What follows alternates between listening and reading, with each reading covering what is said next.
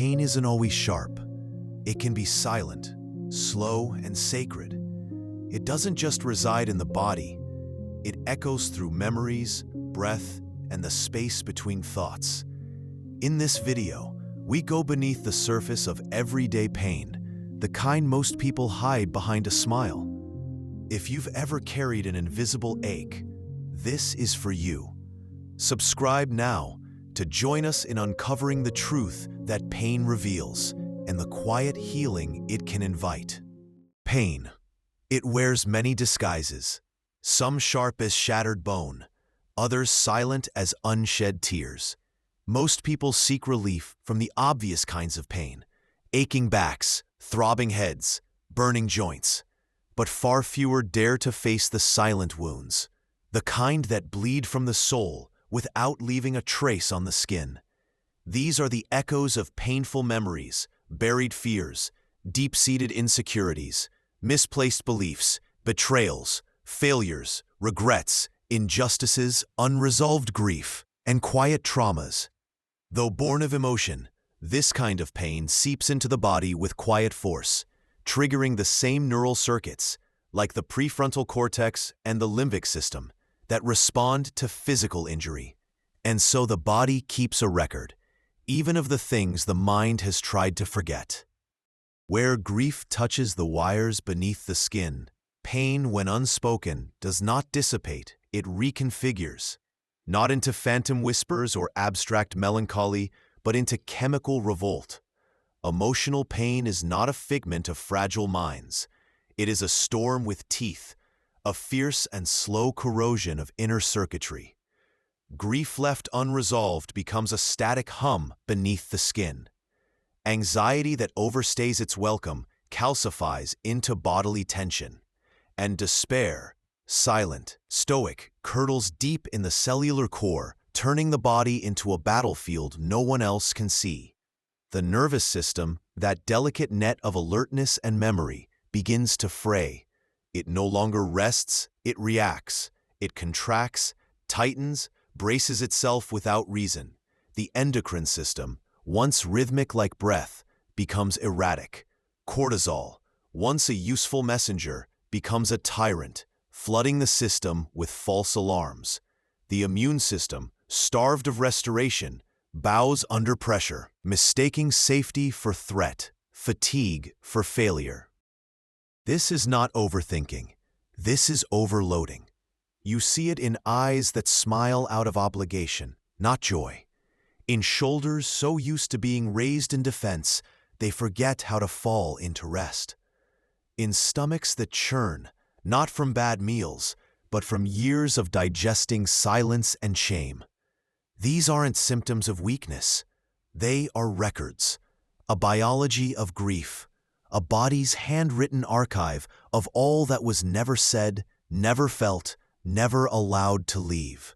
And this is the insidious brilliance of emotional pain. It doesn't just sit quietly in the background. It reprograms you. It becomes the default setting. You flinch before you think. You brace before there's threat. You sleep, but never truly rest. Healing, then, is not simply about soothing. It is an unlearning, a rewiring of false alarms. It is pausing long enough to realize that your body is still waiting for a danger that's long gone. It is touching the very places inside you that have not known softness for years. To heal pain of this kind is not poetic. It is electric, and it begins when you stop calling it imaginary. The unnamed pain you carry. Pain rarely wears the face we expect. It does not always arrive with bruises, bandages, or broken bones. Sometimes it is a slow erosion, quiet, invisible, but merciless. We've been conditioned to acknowledge agony only when it leaks into the physical world, when it stains our skin or disrupts function. But some of the heaviest forms of pain refuse to be seen. They do not scream. They settle. You may utter, "My back hurts," but the truth nested beneath that ache may be unspoken grief, a heartbreak never held, a goodbye never said.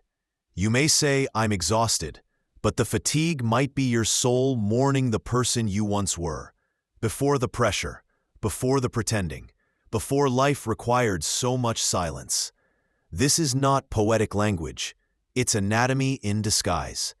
Emotional pain does not float separately from the body. It anchors itself into it. Sadness, when left untreated, bleeds into the bloodstream like a slow poison. Loneliness becomes muscular. It stiffens the jaw, hunches the spine, draws the body inward as if to protect something sacred. Shame doesn't fade with time. It warps digestion, tightens the breath, dulls desire. There is no scan for betrayal, no lab result for abandonment, no X-ray for loss of self. But the body registers it all, and it adapts, not to heal, but to survive. You become someone who anticipates disappointment, who flinches before being touched, who mistrusts peace because it never lasts, who smiles automatically, even when hollow inside. Pain, when neglected, becomes the architecture of your day. You move around it, you work through it, you call it life. But healing begins with naming. Not just the physical strain, but the story beneath it. The part of you that remembers. The version of you that's been carrying this weight far longer than you've been speaking of it. Real healing doesn't just treat the symptoms. It listens to the silence behind the sigh. It softens what hardened too soon. It reintroduces safety where fear once lived. And maybe, for the first time, you'll touch that pain, not as the enemy, but as the evidence that something inside you still wants to live free. The reflex to run, and the ache that follows. There's a primal twitch within us, an ancient, near-automatic urge to abandon pain the moment it begins to whisper. We drown it with distractions. We plaster over it with productivity. We smother it with pleasantries that sound like joy but taste like denial. Because facing pain feels like walking barefoot into fire. So we don't. We scroll through hours of someone else's life to avoid our own. We pour another glass of whatever softens the edge. We chase busyness like a drug, hoping motion will muffle the ache. But the truth is merciless.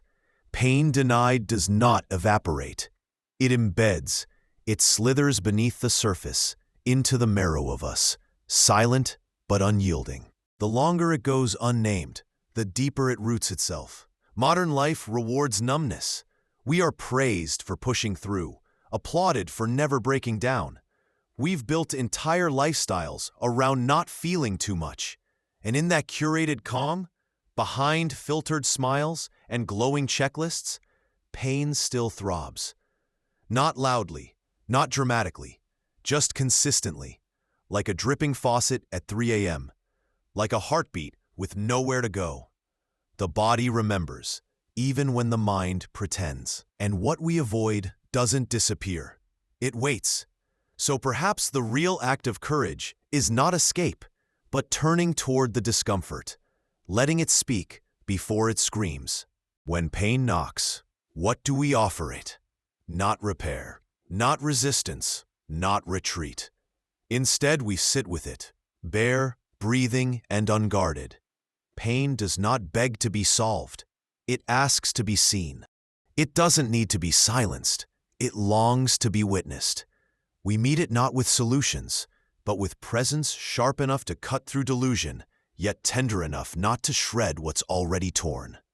We do not rush to bandage. We attune. We hear the hum beneath the ache, the plea behind the pulse. Pain is often less about what hurts and more about what's been neglected.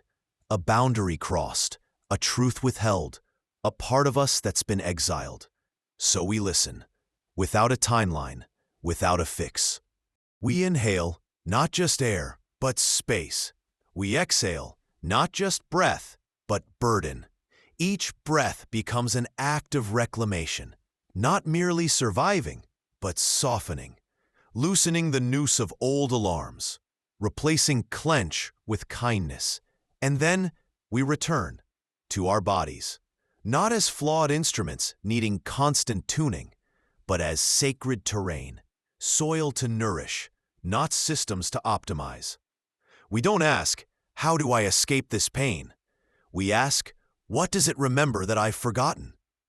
And in that remembering, healing begins, not like a thunderclap, but like moss growing quietly on stone. Pain as portal. Here lies the crux. Pain is not punishment. It is invitation.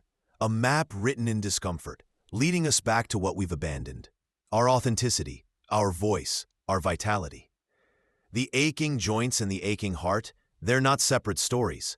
They are verses in the same human hymn. So when the back stiffens or the chest tightens, ask not just what hurts, but why now? Pain, in its most sacred form, is an oracle. And to those brave enough to sit with it, it whispers the way home. Pain doesn't need to be conquered. It needs to be honored. Thank you for walking this path with us. If something in this video touched a place you've buried deep, you're not alone. Let this be the beginning of your return to wholeness. Subscribe for more reflections on pain, healing, and the soft power of presence.